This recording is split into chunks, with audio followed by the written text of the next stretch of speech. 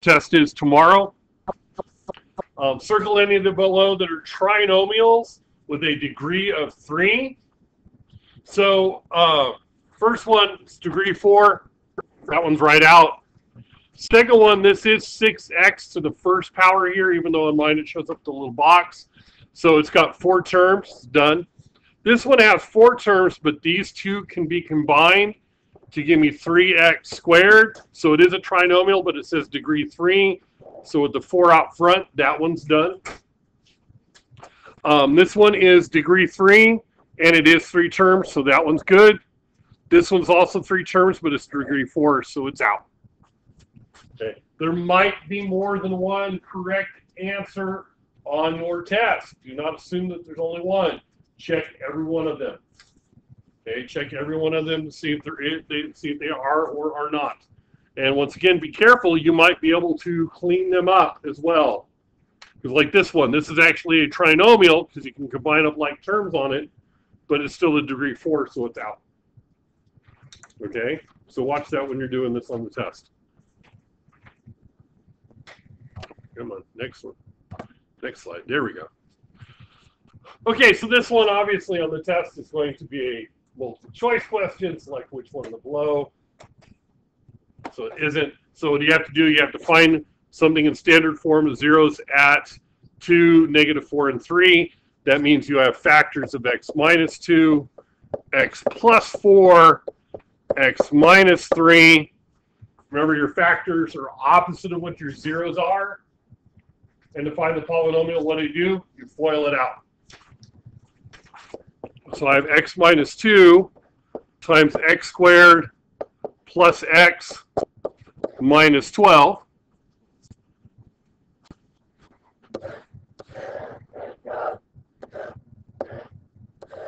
And then I like to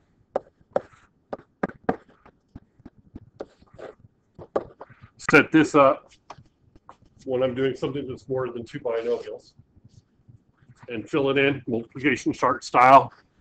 X cubed, x squared minus 12x minus 2x squared minus 2x plus 24. And your like terms are on the diagonal. So I have x cubed minus x squared minus 14x plus 24.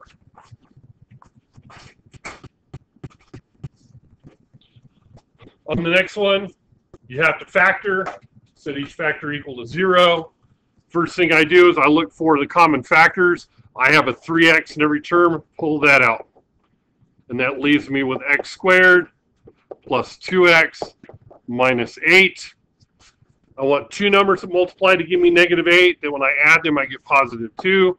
So I have 3x, x minus 2, x plus 4. 4 times 2 is 8. 4 minus 2 is 2. So my zeros are 0, 2, and -4. Those are my zeros.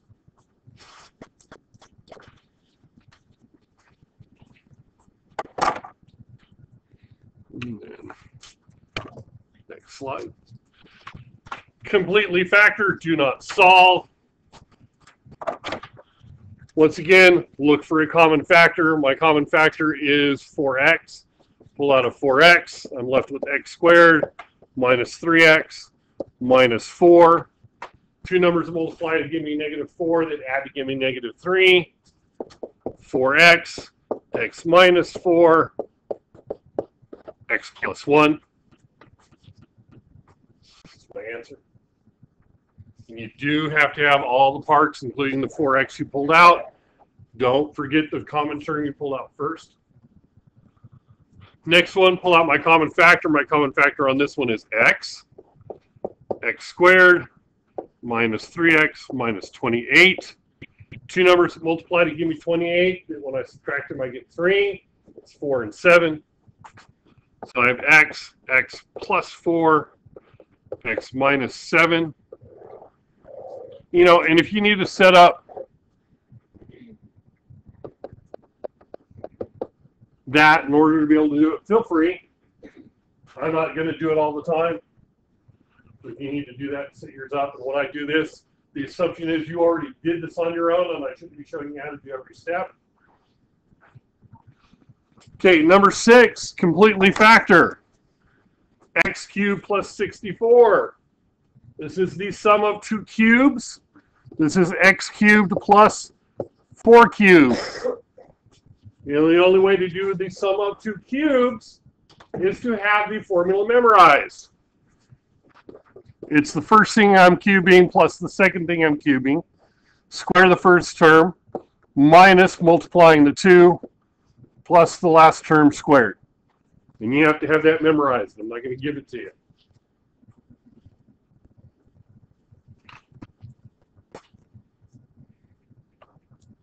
Okay, factor and solve. This one I actually have to solve. So this one's easy. It's just a quadratic. 2 numbers that multiply to give me negative 63. Then when I add them, I get 2. X plus 9, x minus 7 equals 0.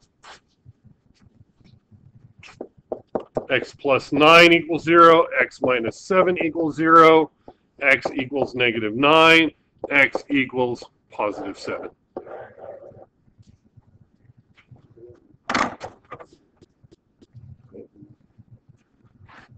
On the next one, I have x to the 4th and x squared. This factor is like a quadratic.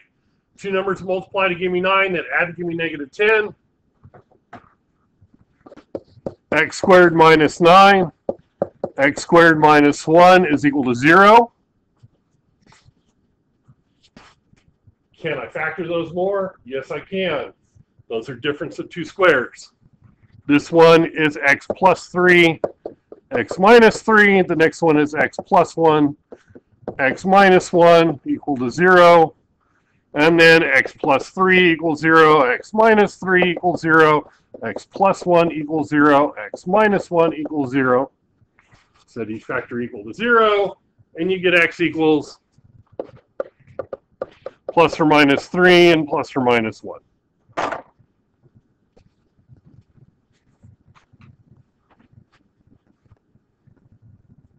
Questions? This is probably the hardest one for factoring that you have to do.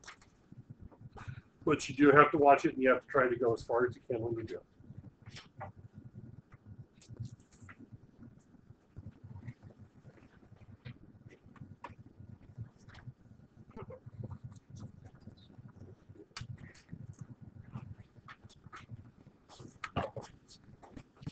Okay, number 9, use synthetic division to evaluate p of negative 1. When you're evaluating, you do not change the number. This is still 1. And then I have 1 minus 4, 2, 3, 10. I don't have to put any zeros in on this one. Bring down the first number. There's a 1. Multiply, add, multiply, add, multiply, add. My last number is the remainder. The remainder is my answer. So I get negative 1, add them together, I get negative 5, multiply, I get 5, that gives me 7. Negative 7, that gives me 4. Add them together, I get 4. Is that right? Yeah. Negative 4, add them together, I get 6. So P of negative 1 is 6. Bring down the first one, multiply, add, multiply, add, multiply, add, multiply, add. The last number, the remainder, is my answer. P of negative 1 is 6. Next one, divide. Does it say how to divide? Does it tell me how to do it? No. I can use long division or synthetic division. Either one will get you the correct answer. On this one, I can use synthetic division because it's x plus 6. There's nothing in front. So I can use synthetic division, so I'm using, yes? 3 plus negative 7 should not be a negative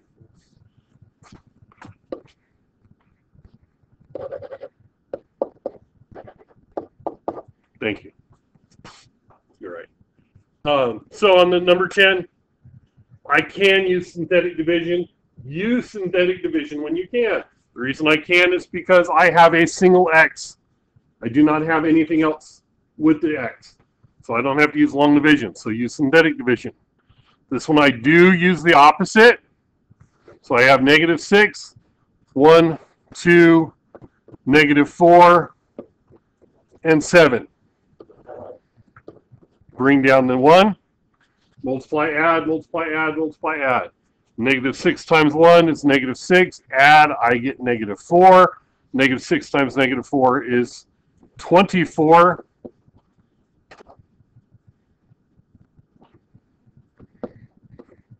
Add them together, I get 20. -6 times 20 is -60. Add them together, I get -53. So technically, your answer for this problem is -53, because what does it ask you for? It asks you for the remainder. I am going to see work, need to see work. Giving me just the answer will be insufficient.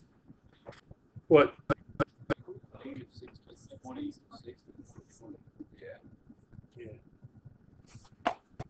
You're right. My bad. Sorry, it was cold this morning when I did my answer key. -120, so that's -113. So that's the answer is -113. Okay, my bad. But once again, the point still stands. If all you do is tell me the remainder is -113 and I don't have work to support it, you will get a 0. Because I'll assume you did this or this. Or you looked over the shoulder. Oh, I saw a kid get up and stand on a seat to look over the shoulder of the kid 2 seats in front of them, because the seat in front of them was empty. Really? And literally, they were right in front of me, too. Well, I was a student teacher at the time, and I'm sitting at my desk that I had, and my master teacher was there next to me, and I go, hey, look. And she did call her out. And it's funny because the kid that was doing that was the daughter of one of my math professors. So yeah, that wasn't pretty. Wasn't pretty. Okay. Now this one, I have to do long division because it's because it's 2x minus 1. The 2 in front of the x means I have to use long division. So I have 2x minus 1 into 2x cubed minus 5x squared plus 6x plus 3. And here we go. 2x goes into 2x cubed, x squared times. X squared times 2x minus 1 is 2x cubed minus x squared. Subtract. 2x cubed minus 2x cubed gone. Negative 5x squared minus negative x squared gives me negative 4x squared.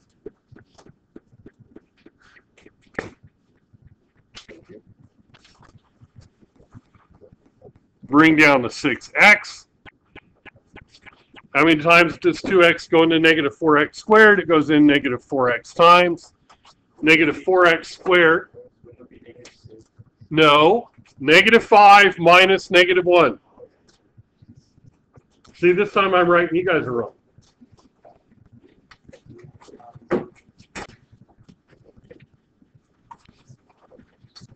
Ha! Yeah, I know. Okay. So, no, but this is good because this is the one thing that on long division screws everybody up. It's doing that subtraction. That's what screws everybody up on this long division. Is doing that right there. That would be what would give everybody the wrong answer. Yes. Are you timing 4x by 2x or 1x? I'm multiplying this times both of these. Equal 4x. No, this is 4x squared. Right? So negative 4x times 2x. Oh, sorry. That should be negative 2x. Sorry. My bad. Thank you.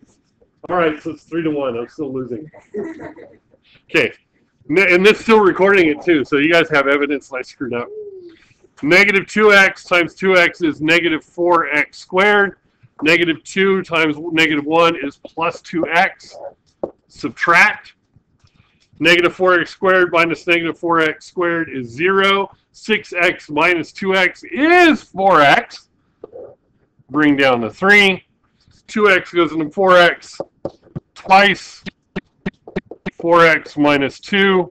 Subtract, and I get 5. Anybody want to argue that one? I know I'm right on this one. So your answer is what? 5. Because what does it ask for? It asks for the remainder. But once again, if I don't see work to support the answer, you get a 0. Okay? You get a 0 if I don't see work to support the answer. There we go. Expand using Pascal's triangle. Well, I don't have Pascal's triangle in front of me. You will for the tests, and you should have it in your notes available now. Let's see, the fourth one down is 1, 4, 6, 4, 1. So my coefficients are 1, 4, 6, 4, and 1. My A term is x, so I have x to the 4th, x cubed, x squared, and x. My B term is negative 2, so I have negative 2 to the 4th, negative 2 cubed, negative 2 squared, negative 2 to the 1st. And then when I combine everything together, I get x to the 4th minus 8x cubed plus 24x squared minus 32x plus 16. Like I said, you will have Pascal's triangle in front of you for the test. You'll be able to have that. Okay. Find the second term. Okay, well, the second term's nice. Makes it easy because the coefficient of the second term of any row is what the power is.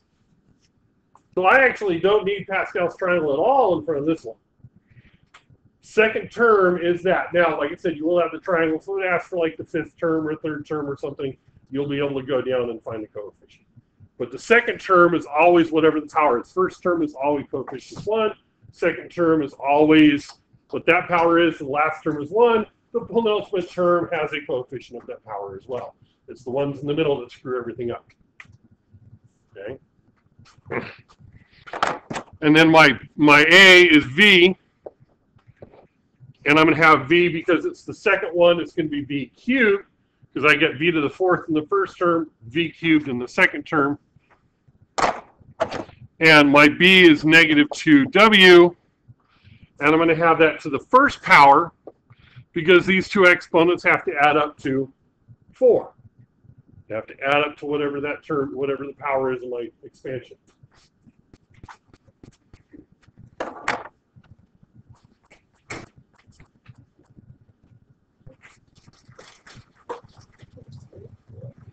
So I have 4 times V cubed times negative 2W. That's negative 8 V cubed W. That's your answer.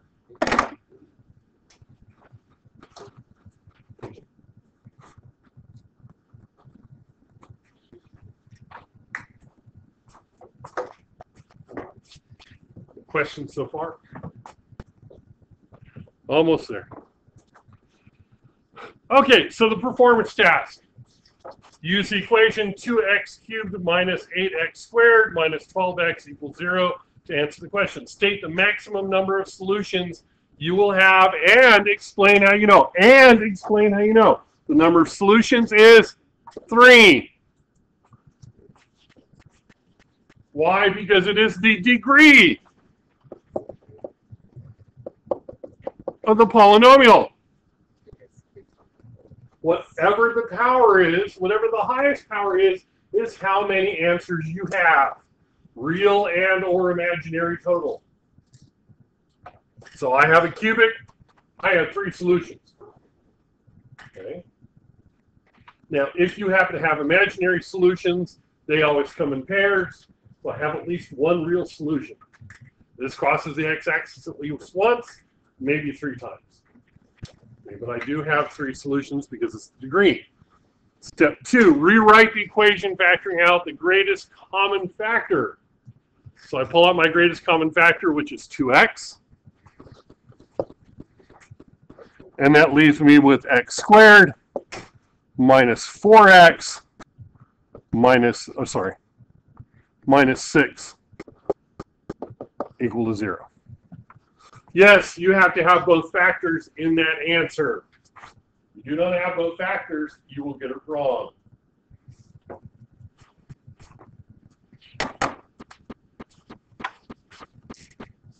X squared minus 4x minus 6. I'm writing that down so that way I have it when I go to the last problems, because you do have that in front of you. So I get to the next one, part C. After factoring out the greatest common factor, is the trinomial factorable? If so, factor it and state all the solutions to this equation. So what I have to do is go, okay, and it's negative 6 on top, negative 4 on the bottom. Are there 2 numbers that multiply to give me negative 6 and add to give me negative 4?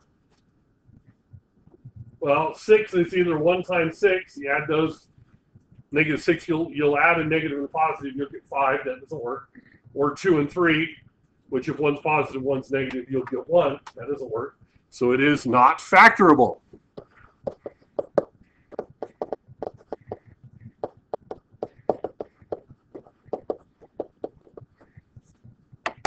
Okay, which means you can't factor it.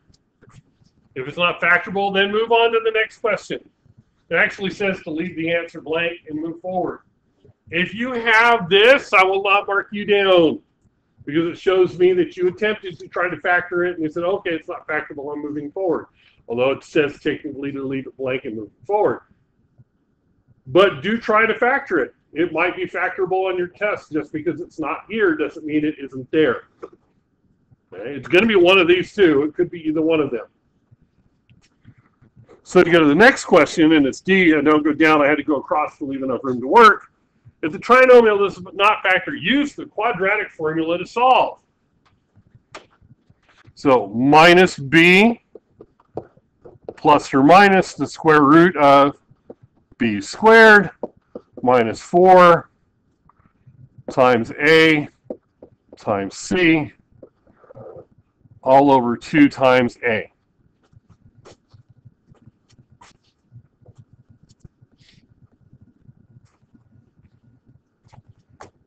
Simplify.